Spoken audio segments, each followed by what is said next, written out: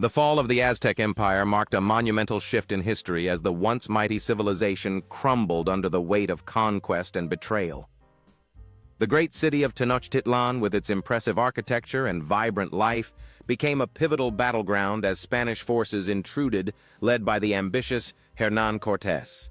As Hernán Cortés and his men approached Tenochtitlan, the Aztec people watched in disbelief, unaware that their world was about to change forever.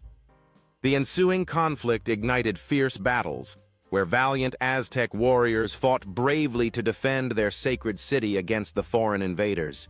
In the heart of the empire, Moctezuma II sat on his throne burdened with the heavy realization that the future of his people hung in the balance. The thunderous sound of Spanish cannons shattered the tranquility of Tenochtitlan as the once mighty civilization faced its darkest hour. After fierce resistance, the Spanish forces claimed victory, marching triumphantly through the ruins of Tenochtitlan, a city that had once stood as a symbol of strength and prosperity.